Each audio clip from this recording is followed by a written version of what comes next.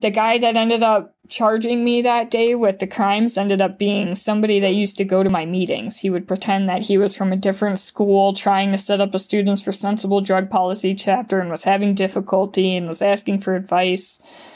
But he was kind of weird and he didn't really, seem to know anything about drug policy. Yeah, that dude ended up being an undercover cop. And he walked up that day when they arrested us. He walked up to me and he looked at me. He goes, "Oh, look who we have here. I don't know what I'm charging you with, but it's going to stick." Welcome, beautiful thinkers. So that's a clip from this episode. It's the first half of an interview with my friend and assistant Lily Forrester, talking about her wild and somewhat tragic journey. Does have a happy ending though. So start out talking about her early life and then about her becoming a drug dealer and later about fleeing to Mexico. And, well, there's more to it. Little content warning quickly. We are talking about some serious subjects here. Talking about drugs, but also about death, about dead people, about child abuse. So just be aware of that if you're listening with your family or something. Lily's website is highlyfunctionalgrowth.com. My website is beautifulpodcast.com. So have a look, check it out, share it with your friends if you feel like it. And let's begin.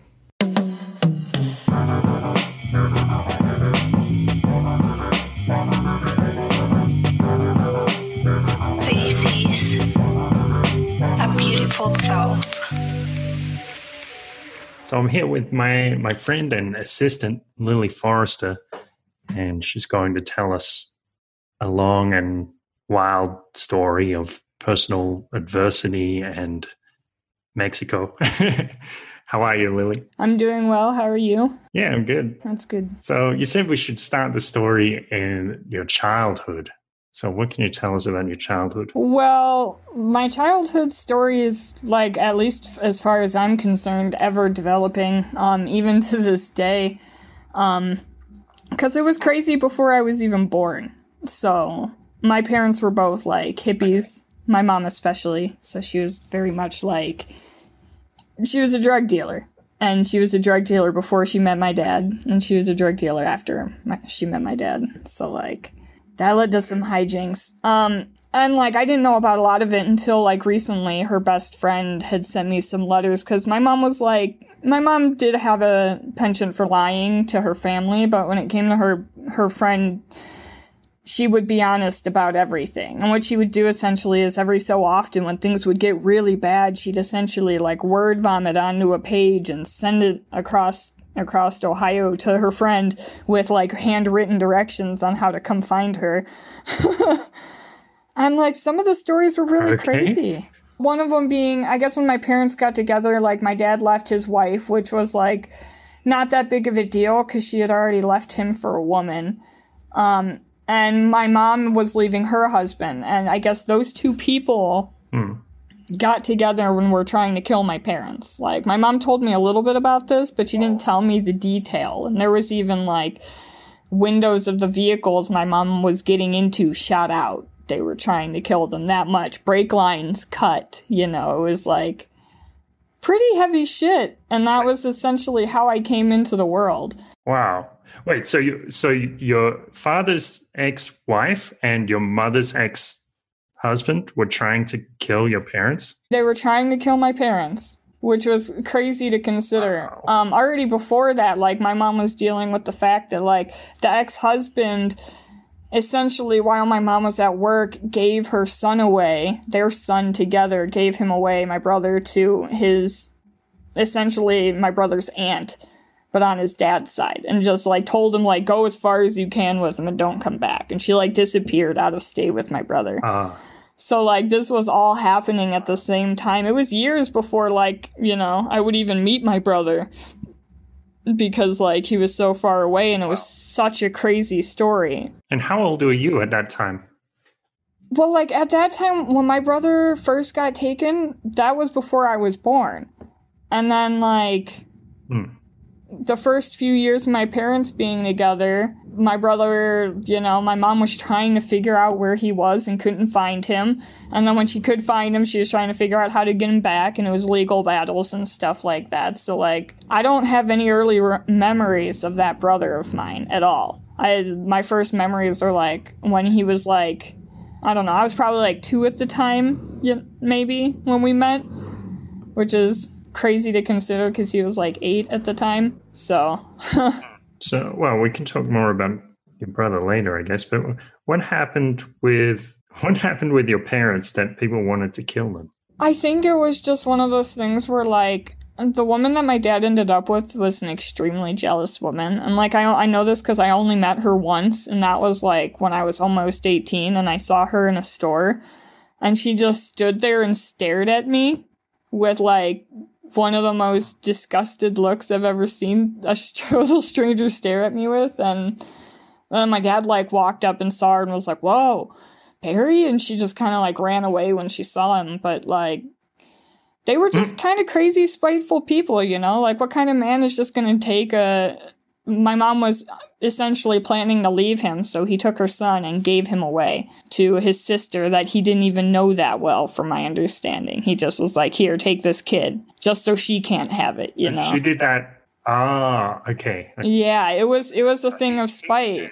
Because her letters talk about, "Oh, I'm getting a job, oh, I'm working, oh, I'm going to leave him," and then, "Oh, it's my son's gone." Kind of crazy to consider. All of this happening even before I was born, like, my parents getting together and all of that. And then afterwards, my mom becoming involved with the Hells Angels and all the stuff that comes with that. It was just like, is this childhood or is this some weird movie? Okay. Yes. Yeah, but I guess at the time you just had to accept everything because that's what you thought life was. Well, basically, yeah. Like, it hadn't occurred to me until I was in school, and I was like laying all of this stuff out for people that I was going to school with, because they asked, like, "How many siblings do you have? Why don't you live with your siblings?" And then it's just like, okay, so you explain all of this to them, and they're just like, "Wow, that's weird." And it's like, wait, that's not what your life is like? Wait a minute. It's kind of a crazy story. It's also kind of confusing. And part of the problem is I'm also still trying to figure out, like, because I'm writing a book on all of this, and it's like, what really happened then? Because the stories that I heard as a child were very different from what I've been being told as an adult, so. Yes. So what was your mother's involvement with the Hells Angels? Okay, so my mom always had a penchant for drugs, and for that, like, she sold drugs as long as she realistically did them, because she wanted to support her habit. I'm trying to, I still haven't gotten a straight answer on when her fascination with opium started, but I know that it got bad after she left my dad, because when she left my dad, she moved in essentially with the leader of the Hells Angels sometime soon after that, and she was selling opium for him, and was there living with her boyfriend, who pretty much, like, raped and molested several of my siblings. But it's like, yeah, we were living in this guy's house, and I didn't really understand it at the time. I just understood I was being kept from my father. My dad was also fighting for custody of me, and he was getting, like, weird blockages. He was also getting, like, death threats from the Hells Angels because he started poking around. Like, once he realized she was living there, he tried to go to the police about it, and the police were directly in bed with the Hells Angels. Like, he wasn't granted custody despite being the better father, all because my mom was just selling opium for them. Right. Which city is this in? This was in Northeast Ohio. So, like, in Northern Ohio, the Hells Angels is huge, especially in Cleveland. And this is a suburb of Cleveland. So, like, 40 minutes, outside of Cleveland, an hour outside of Cleveland is where this is. Even to this day, like, the Cleveland police has a whole, like, leg of their police force that drives around on souped-up Harleys that are pretty much, they're Hells Angels in cop uniforms, so. Yeah, well, the biggest gang in the state, right? Pretty sure it's biggest gang in that part of the country, because I'm pretty sure they were, like, all over the northeastern United States and further. Yeah. But I mean, well, the combination of two gangs, the cops and the Hells Angels. Yeah. Oh, exactly. Exactly. Definitely the monopoly. Yes. So, what was it like living with a Hell's Angel? I don't remember very much. Well, like, the memories I do have were traumatic, but were for different reason. Because, like, the one big memory I have from that time in my life was, like, most people don't know this, but I was literally born a thumb sucker. Like, there used to be an ultrasound image of me with my thumb in my mouth, and I came out and had my thumb in my mouth all the time. And, like, my mom's boyfriend at the time, he was essentially a child molester. His response was to do, you know, things, essentially like lock me out of his sight so he couldn't see me sucking my thumb. That's all I remember from that. And I remember we were living there, and like in the middle of the night, my mom came and woke us up and was like, come on, we're going on an adventure. We're going on an adventure. I was like 3 at the time, maybe. So I was very young. And I was like, I didn't understand it. So I just like got up half asleep and went with her. It was me and my sister. Well, my sister, like, got a hold of one of my mom's journals, because my mom used to write everything that happened to her down. She called it the X-Files. And, my mom found a journal from this time, and my mom basically said, like, hey, you know, we were being chased by, you know, Corrado, I guess was his name, the Hells Angels guy. She apparently, from what I guess, had fucked him out of money, or he thought she fucked him out of money, or something happened. But, like, the bottom line was, the plan was he was going to come and kill her and kill us, and she got out of there before he could, in the middle of the night, randomly. Which, like, that was a crazy... I didn't even know about that until I was, like, 20, and my sister had found that random journal and was like, hey... do you remember this? Because I remember this, but I don't remember it being like this. Your mother's trying to put on this show, put on a happy face and make it just seem like you're having fun. Well, yeah, it was like, how do you explain to a kid, you know, something like that without them freaking out? And especially me, like, I was a very gullible child, so you could tell me anything and I would just trust and believe it. I was easy in that way. So you were never molested by this guy, Corrado? Well, it wasn't the guy Corrado that was doing the molesting. It was this guy named Jamie. That I'm not sure on, because I have no way of knowing for sure. I don't have a lot of memories from that time. I know for a fact, because it came back to my sister and my older brother's memory, that they were both raped by him. And they were 5 and 6, I'm pretty sure. 4 and 6, I think. Something like that. They were closer in age than I was to them. And I was 3 at the time, so, like, who knows? I used to be like, oh, I was never molested because I don't have memory of it, but that doesn't mean I wasn't molested, especially because, like, I have a lot of memories before living with him, and I have a lot of memories after, so it wasn't like I just wasn't, you know, cognitive enough to have memories. I have memories from my first birthday, so. Really? What happened on your first birthday? Kind of an interesting ghost story. It's not a scary story, but it's something that's, like, stuck with me my whole life. Like, when I was born, my parents lived in this haunted house. And, like, they didn't believe in haunted houses, especially my dad before that house. But by the time he left, he did. It was a part of the Underground Railroad, though. Like, it was theorized that part of Uncle Tom's cabin was written, like, in that basement. It had just, like, this real interesting history to it. And I remember my first birthday, because, like, the only memory I have, it's really brief. And it was just, like, it just stuck with me, of me looking. I had, like, this crappy little plastic mirror that they gave me for my birthday. And I was looking at it, and I remember thinking, like, why does it look so funny? Because it's not how I expected myself to look, I guess. And then when I looked up, I saw this, like, shadowy figure of a woman behind my family who was all, like, clustered around the table looking at me. And this woman was behind my family, and she was just standing there smiling. She was dressed in, like, 18th century clothing or something like that. Like, definitely wasn't from our time.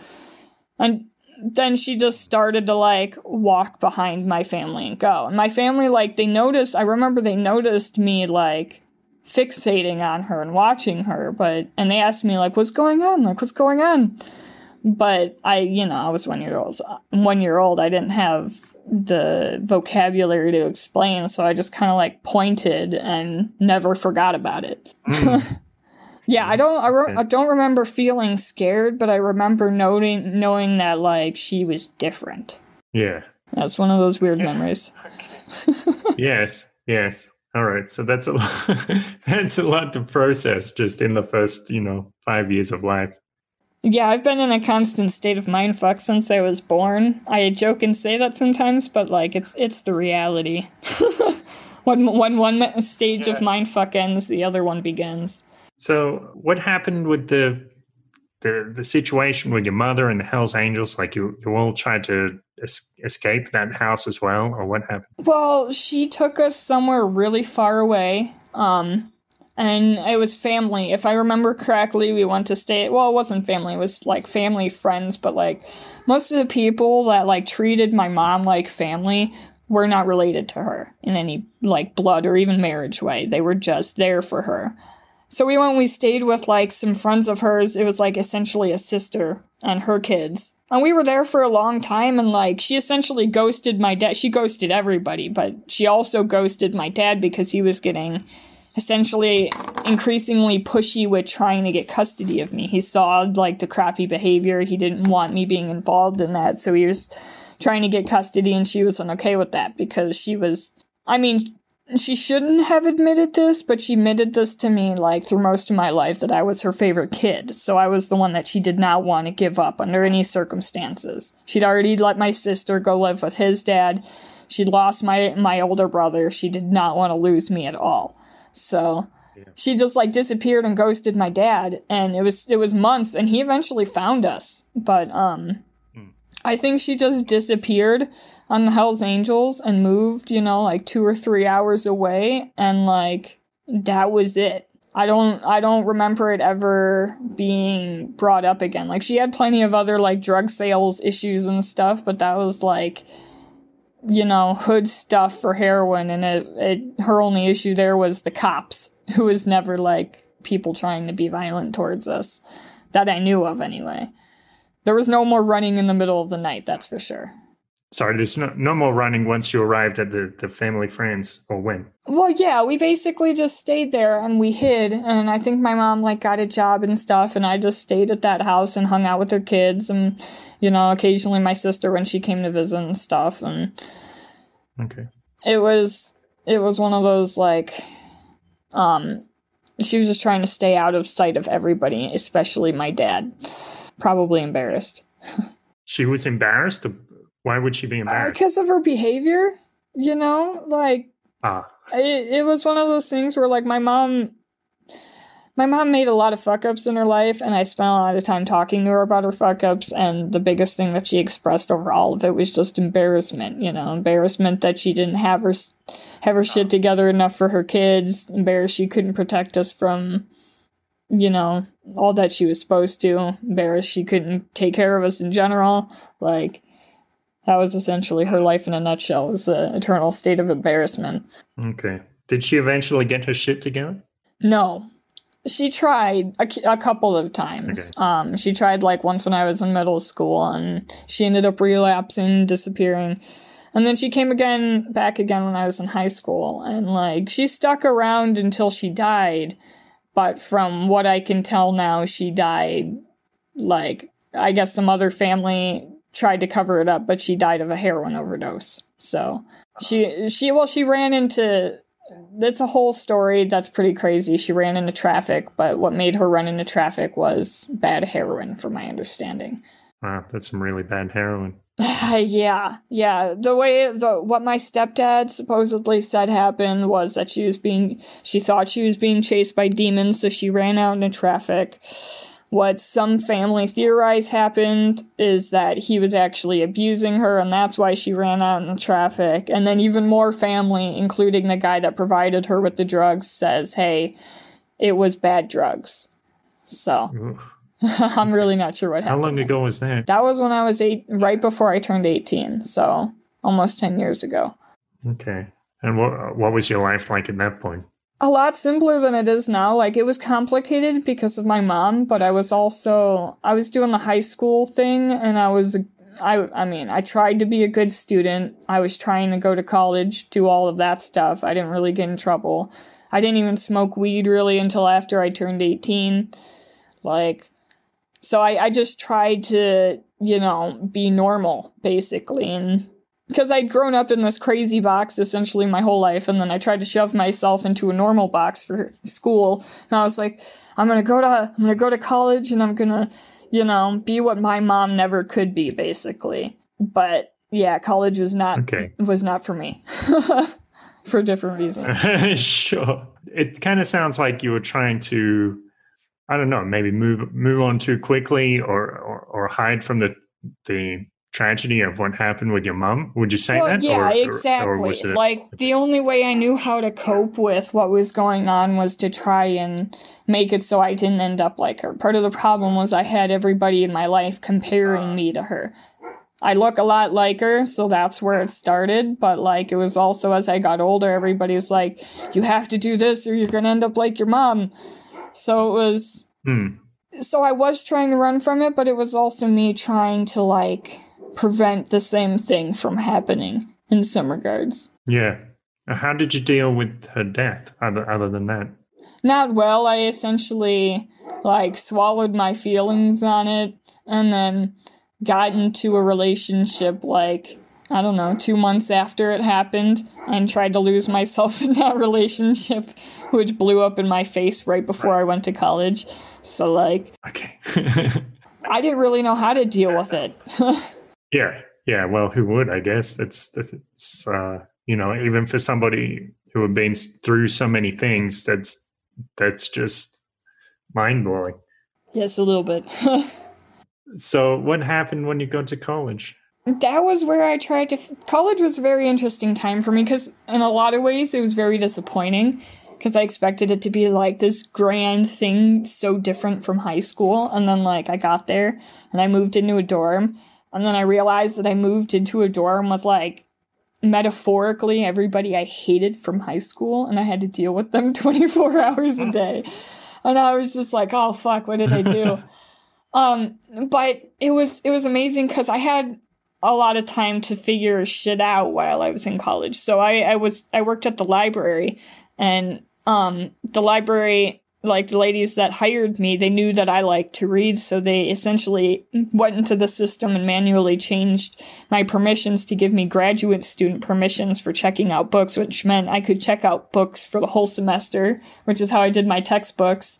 And I could also check out as many books as I wanted. So, like, I went nuts on trying to figure out who the hell I was. Because it was like, okay, I grew up with parents that didn't really like the government. But, like, am I a socialist? You know, am I, you know, what am I? Like, who am I? So I was reading, I read Marx, I read Kant. I even went to a socialist, like... convention at my college, and I was like, I was just sitting there listening to the people speak the whole time, like, yeah, this is not for me. What didn't you like about it? I just, like, a lot of it talked, well, for Kant specifically, if we're talking about Kant, I didn't like the whole, like, you know, it's all about your intentions, because he talks a lot about how your intentions are what matters, not the end result. But, like, you know, it could be said, like, Hitler was trying to cleanse the world. His intentions were pure with his Holocaust. Yeah. But that doesn't mean it was right. And I just had a hard time, like, agreeing with that. And then there was, and then I read Marx and was trying to, like, wrap my head around, you know, how society would work in a communist world. And, you know, because I think everybody kind of has that basic, like, why do I have to work for money gut instinct at some point in their life. And, like, so I was like, hey, maybe we shouldn't have to work for money. So I tried to explore that. And, like, the more I, like, explored it, the more I realized, like, that's just not how people work. You're not going to motivate people to do things on that sort of system. That's why money works as well as it does. That's why people are willing to kill over money. It's an incredible motivator, even if it does seem a little bit silly. Right. And then I read some Konkin. I just read some, like, anarchist, theory in general. I read about agorism, and I was like, well, that makes sense to me. The problem is, when I accepted I was an agorist, I was also president of Students for Sensible Drug Policy, So it was just a club, but the idea of even being president of that was cringeworthy. Well, kind of. It's a similar goal, isn't it? Yeah, I mean, it's funny because like I remember like trying so hard to become president, and I became president, and then I became an anarchist like right after that, and it was just like I had no oomph to do it. You know, I was like, you guys can do what you want. Okay. Like, tell us what to do, and I'm like, I won't.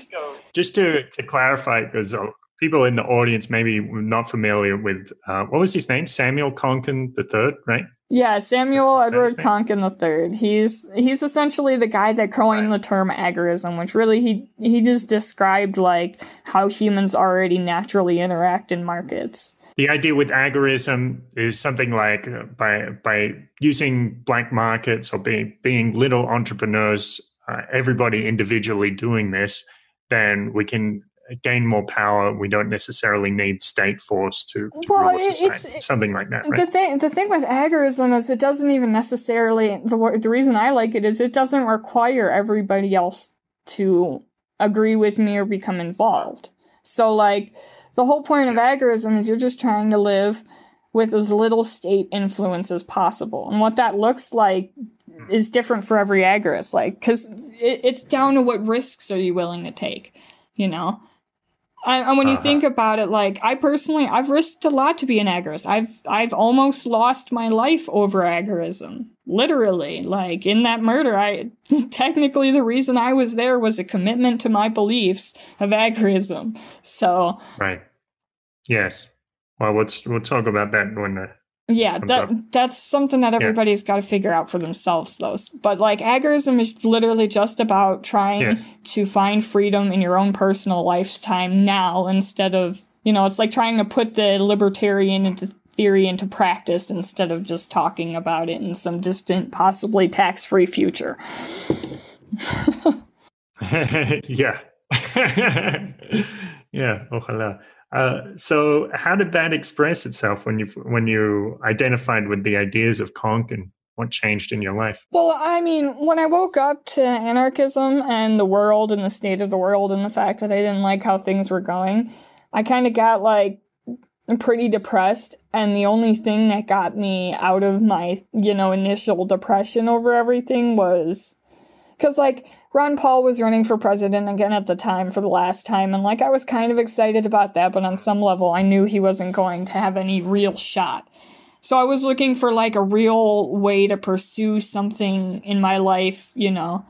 And it was a combination of reading about agorism through Konkin, and it was about finding Bitcoin, that it was just like, oh, finally, now I have what to do. It's not just, okay, this all sucks, the economy's failing, everything's going to hell, the government's trying to control us, they can, they're seeing through your Facebook and your smartphone, all of that, like, doom and gloom. I was just like, I came out of it but agorism was a way to start applying the things that I was feeling then in my life, instead of just, oh, this is what it could be like 10 years from now or 20 years from now, like a lot of these people theorize. Right.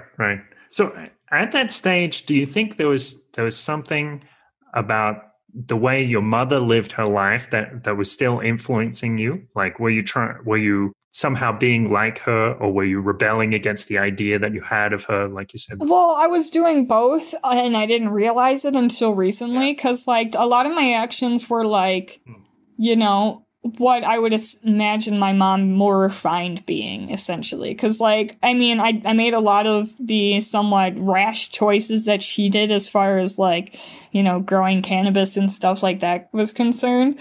But I was also a lot more intelligent when it came to things like and I'm still like this, like, I won't have a child under the wrong circumstances. I just won't do it. Whereas she had 5 kids under the wrong circumstances. And, like, she was also an alcoholic from the time she was 5 years old on, and I've never really even liked to drink alcohol in general. So, like, I was, like, in some ways trying to live for her, but, like, doing it better. Or so I thought. Yeah. I ended up making a lot of the same mistakes she did. Okay. All right. So, in a way, some of her values were coming through. Like, I guess she valued independence a lot. She valued independence. She also valued the hustle. Like my mom specifically, like my dad worked under the table most of my life and stuff, but he wasn't super motivated by money. But like, you know, my mom was always trying to sell something.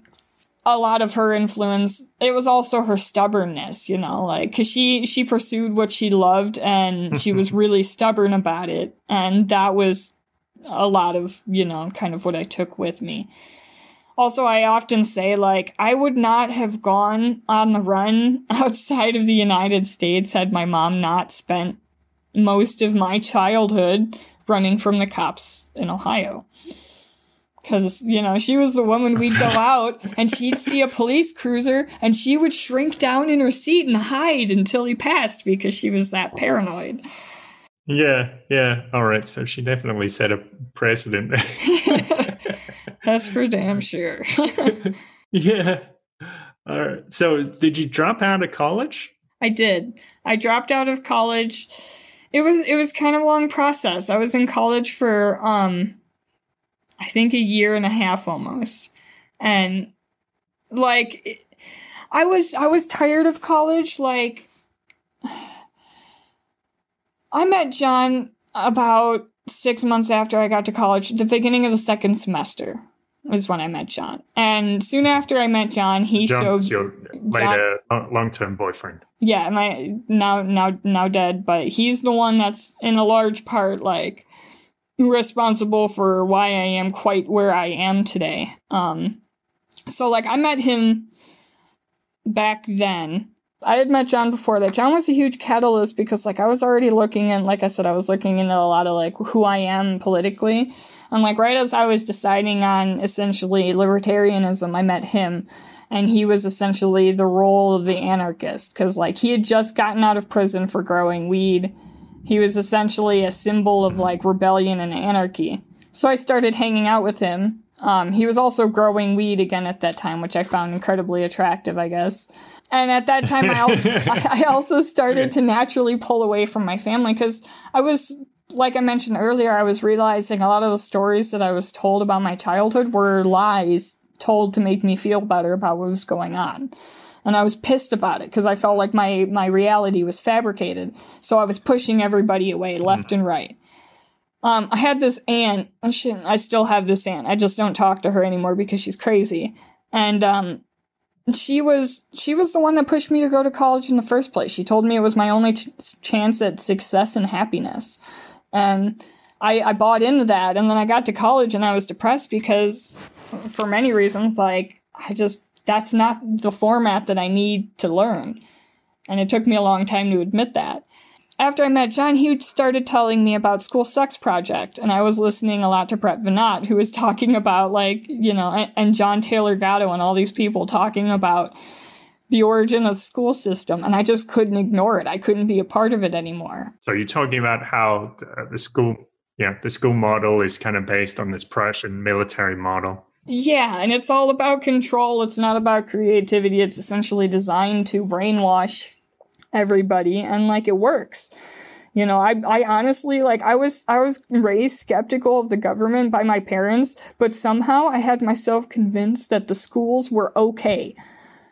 And and I put a lot of effort and a lot of myself into the school, and as soon as I realized like what it was, and it also took me admitting, like, I had a lot of learning issues in school. Like, I remember having meltdowns in certain class because I couldn't figure concepts out the way that they were teaching them. And I tried to pretend like I was good at school, but honestly, I had to work my ass off to be even remotely good at school. It wasn't easy, you know, it wasn't fun, and it wasn't what I wanted to do for the rest of my life.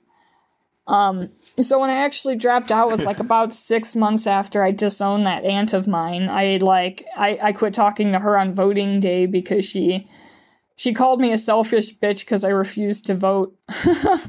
And I said I said what I said to her in words was, she goes, "Did you vote today?" in a text message, and I responded with, "I refuse to provide consent for my enslavement." And she she lost her shit, and I just never talked to her after that again.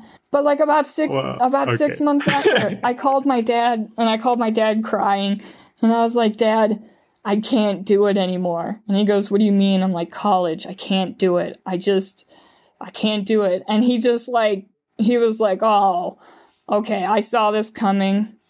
Do whatever you need to do. You don't have to stay in college. So I dropped out that day and I never looked back. Okay. And then I guess you started some kind of business of your own? Well, at that time I was essentially about to move into a growing situation with John again. Like when we started dating, he was growing. That essentially went to hell because our landlord found it and was like, I'm not going to call the cops on you guys, but get the hell out of my house. So we were getting into another one of those situations because the way we saw it as agorists, the only way that we were going to make the money that we wanted to, especially because Bitcoin, it was like, I don't know, $10 a coin, and we were trying to collect at that time. We were like, all right, let's make as much money as we can. So we entered the illegal market again. I dabbled in some small businesses, like I was making hemp jewelry and selling that stuff, but most of what I dabbled in at first was actually just straight direct illegal markets, selling weed, growing weed, and trying not to get caught. And it wasn't until a few years later that we moved out of that situation and started to really try to live the agorist lifestyle. It was also when we went and lived off grid. We moved to this house in the middle of the hood in Cleveland that our friend let us live in, and it was in the middle of winter. It was cold as hell, and we started a farm on stolen government land, and that was my first real attempt at agorism, because I was trying to sell that produce as organic produce. Okay. Wait, how did you start a farm on stolen government land? So, the thing with Cleveland is they have this progressive program that they call the land bank.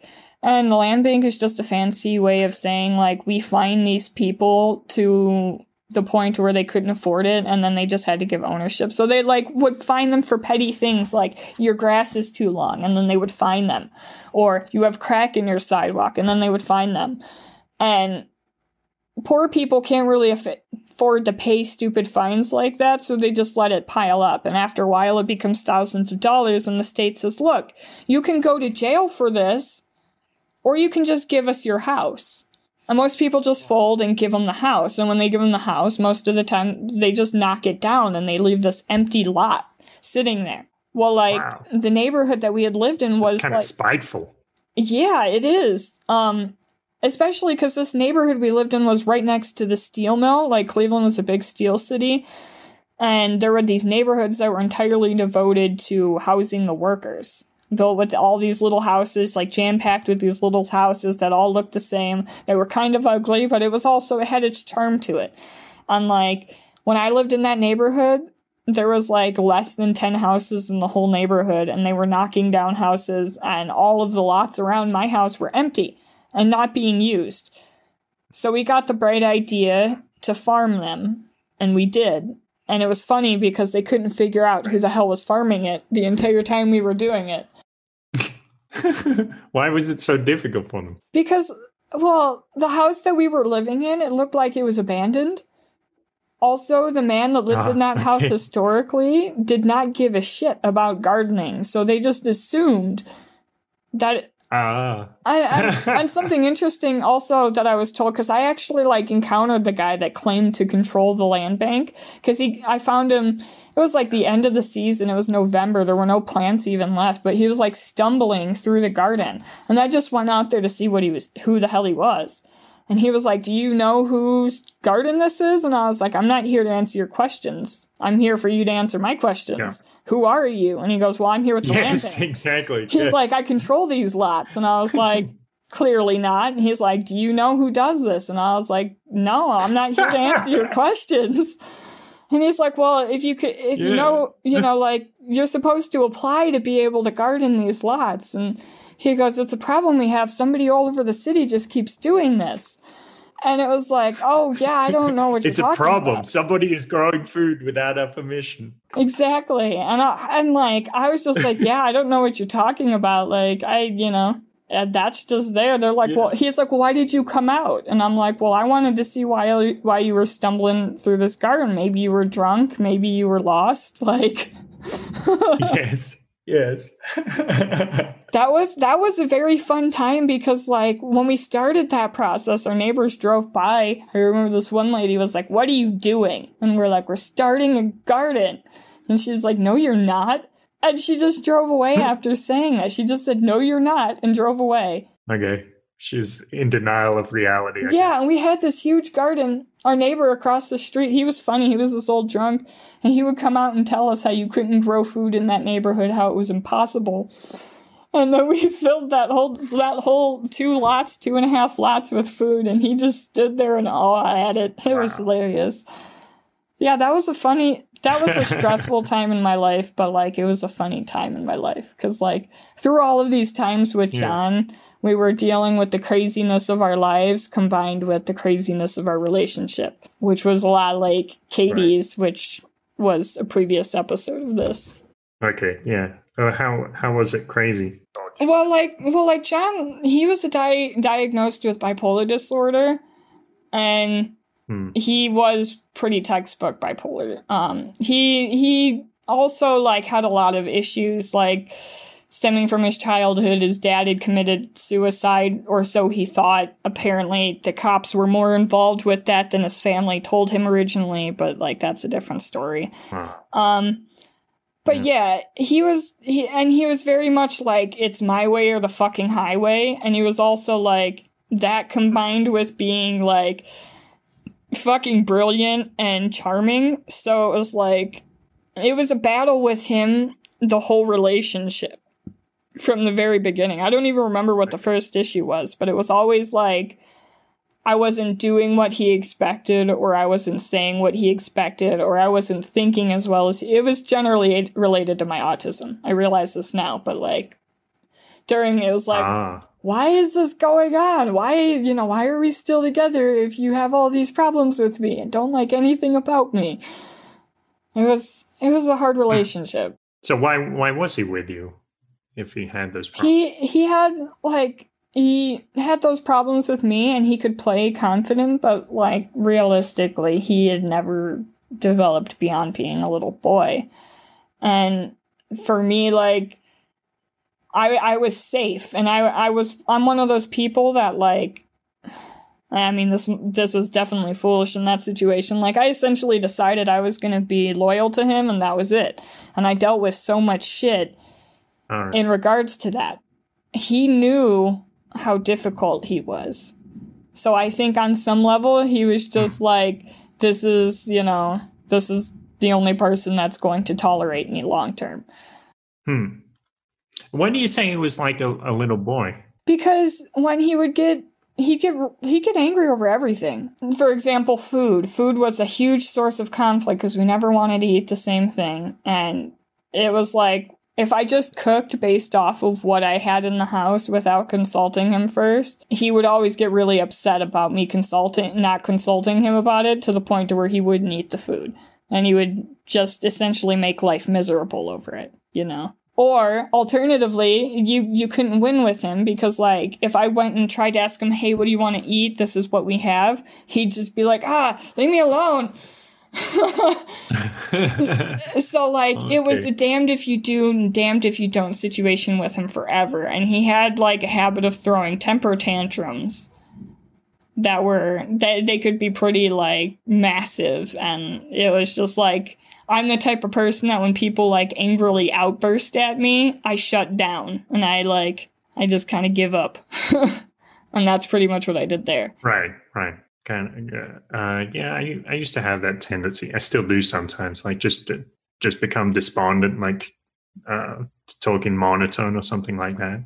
Yeah, I mean, after a certain point, like, I just kind of, like, I couldn't anymore. You know, like, I was trying to an extent in the relationship, but I was also, like, very exhausted most of the time. And so you made that decision to stay with him, and that was the level that you thought about it. Like, I made that decision, and this is what I'm going to do. Yeah. Part of it was because, like, for how difficult he was, he could also be brilliant in other regards. And he was the first person who was talking about a lot of the stuff that I was getting into that, like, I encountered in the world. Okay, yeah, so very similar to what Katie said. Exactly, because, like, yeah, he was an ass and he could act like a child, but man, he was charismatic, he was brilliant, he knew so much and could come up with such good ideas. He was just too difficult to put most of them in action because he ended up pissing off the people he was working with all of the time. Okay. Yeah, that's worrisome. So I guess we'll move forward a bit. So what happened, like the situation around the charges that were laid against the both of you? That was just a simple situation of we were in the wrong place at the wrong time and things went bad. I still fully believe, like, what happened there was we were moving from Ohio to Detroit. So we, like, went to some family's house, filled up our car with stuff that we were storing there, and we're going back to Detroit. We had our little dog with us. And part of the reason why we lived in Detroit was because of the abandoned houses and how you can just adventure through them. That's important because where we got arrested was an abandoned house right around the corner from where my aunt was. My puppy was like, I need to go to the bathroom. So we stopped, we found this house, and we're like, oh, let's just adventure this house, let the dog out, and then go. Well, as we went to go, some cops showed up, and the cops took one look at John, and they were like, we're searching your car. And we were, we followed Barry Cooper and all that, and we were like, we do not consent to searches and all that, and all that really did was piss them off. Yeah. We filmed them the whole time. They false positived on our car with the dogs. Like, it was. Right. There was stuff in the car, but the dogs also didn't mark on it. And John knew that because he had experience raising those dogs through family, like some of his family trained police dogs. So he knew, what to pay attention for and what they were doing wrong. The fucked up situation with the charges is, I had mentioned previously I was president of that drug policy organization. That was essentially a group totally intended to legalize drugs. Yeah. As you would expect, occasionally undercovers would show up to those meetings to try and figure out, drug sales information and stuff like that, people maybe who to target. And yeah, the guy that ended up charging me that day with the crimes ended up being somebody that used to go to my meetings. He would pretend that he was from a different school trying to set up a Students for Sensible Drug Policy chapter and was having difficulty and was asking for advice. But he was kind of weird and he didn't really, seem to know anything about drug policy. Yeah, that dude ended up being an undercover cop. And he walked up that day when they arrested us. He walked up to me and he looked at me. He goes, "Oh, look who we have here. I don't know what I'm charging you with, but it's going to stick." And I was just like, oh. And the other cop that was there that found us, he was trying to essentially play the nice cop. He was like, "Oh, he doesn't mean that. You've got maybe one felony at most in your car." And I'm like, okay. And I get to the jail, and it was 5 felonies, all for cannabis, all just because I was moving. I had paraphernalia, I had a scale, it was in my car, so I got a trafficking charge, So it was an actual substance. There was substance. The thing was, and it was stupid because, we had some, when you make dabs, for example, the material that you extract the dabs from is useless. There's nothing left. It's just the weed is there and it looks like weed, but if you smoke it, it doesn't get you high.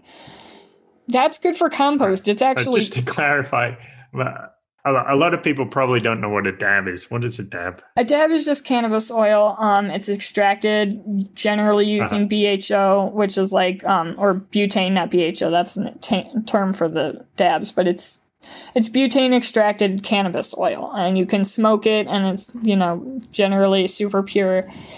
And it's apparently really highly illegal in Ohio. Just having the chemicals, weed and butane together is a felony. And, it was weed that we had blown. So, like, we had taken the dabs out of it and smoked them almost a year before that. But we were starting, like, a garden in Detroit, so we wanted to take that weed with us because we had never been pulled over and searched before. We were like, let's just take it and put it in the compost pile. That was the plan. We didn't even have dabs to smoke. We were out of dabs. We had money, but nothing to smoke. Like, we had a bunch of pipes and stuff on us. It was stupid. And we had a case of charge for compost. Yeah, and that's one of the felonies was for, like, it was a lot of weed, but it was, like, a lot of weed that had nothing left in it. Like, it couldn't have got anybody high. Okay. So it was really sad. And, yeah, not only that, but it was... A question that comes to mind. I remember I told someone about this story once, and they did say to me something like, wow, they were making drugs. That's terrible. I don't think this point of view is so common these days, but what would you say to that? The thing is, like, there are so many things that people do in their everyday lives that are illegal that they don't even realize are illegal, like just little things.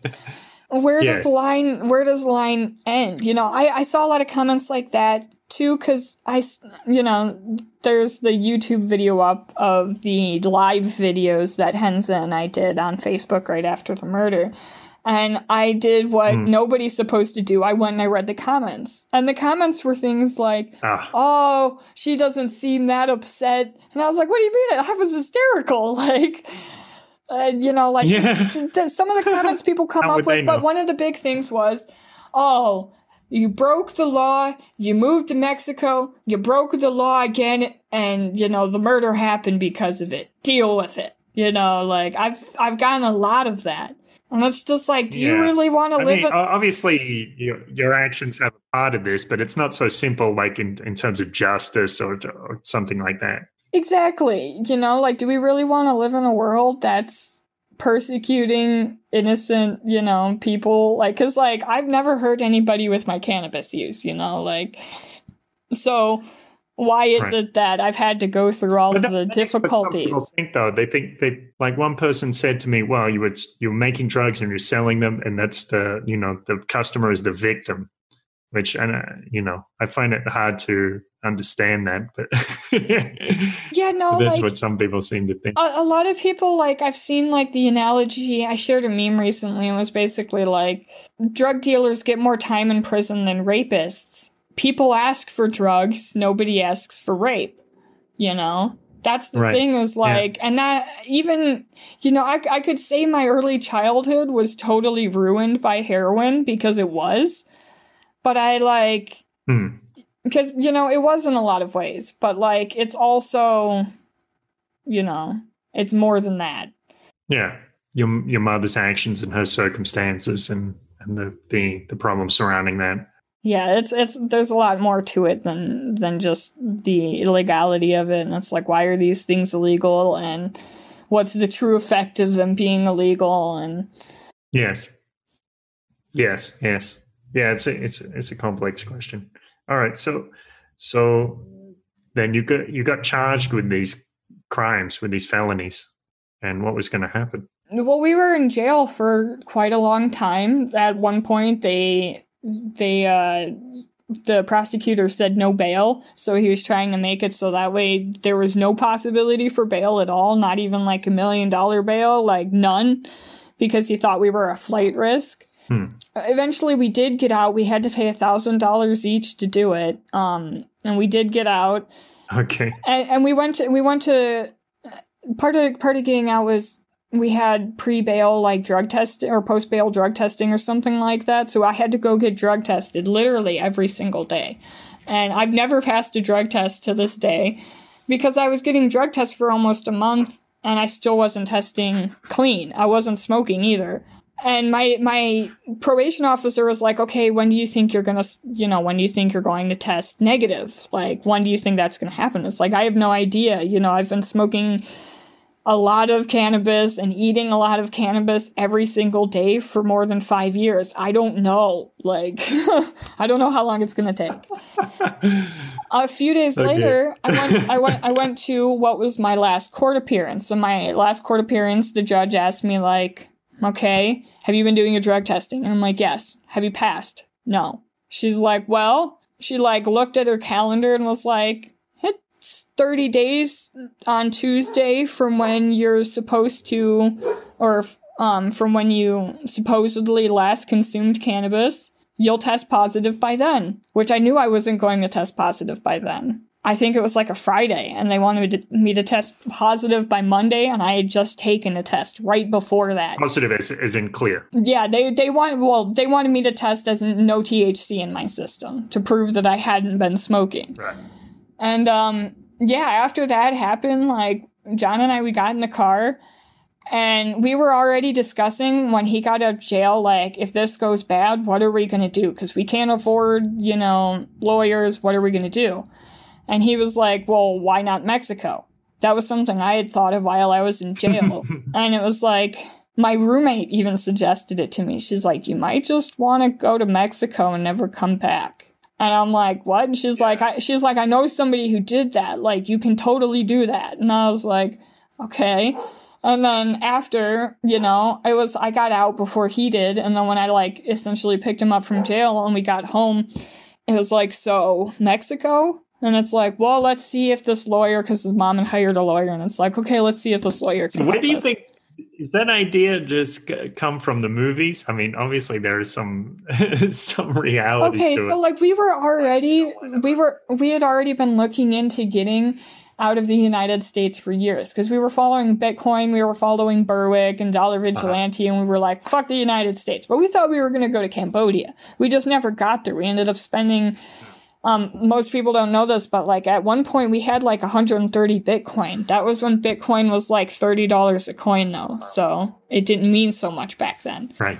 And we spent all of that living off grid, and then we got arrested right after that. And then it was just like, well, fuck it. Let's just go to Mexico, And then that court date happened, and it was like, all right, it's time to go. And that was literally like, we switched almost like automatic autopilot from trying to stay in the area and go to the court dates to Mexico. And our first plan was like, right after that, like somewhere in that like first week we were out, we got a phone call from our boss who was paying us to do cannabis, paying us very well to do cannabis work in Detroit. And he was like, yo, where are you guys at? And we're just like, oh, essentially we got pinched, we got fucked. And he's like, well, there's work if you want it, come back. So that's what we did. We just went straight to Detroit. We went and we worked for Roland.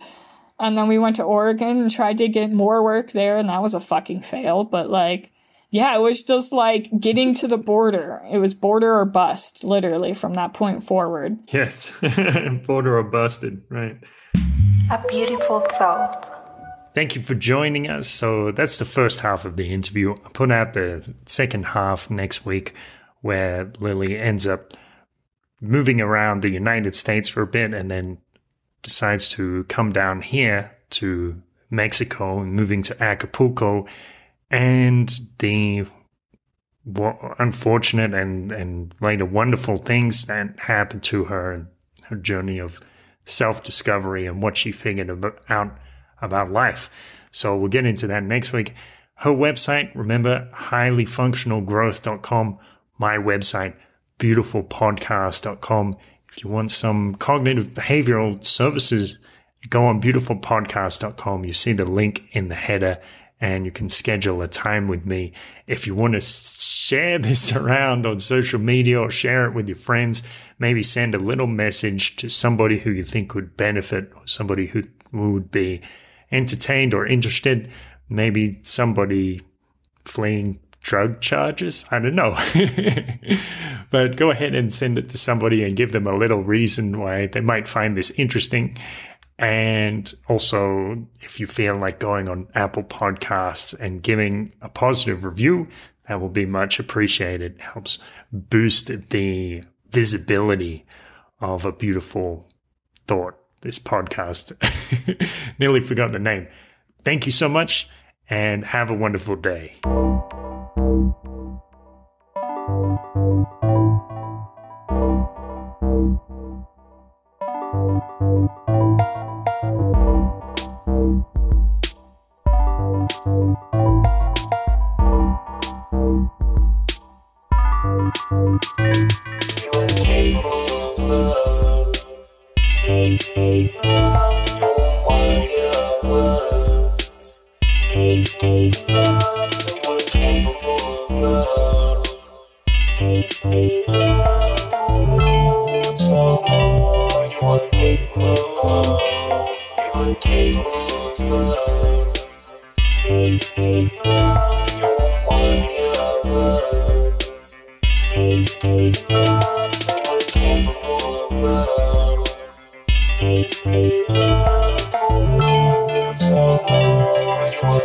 Love.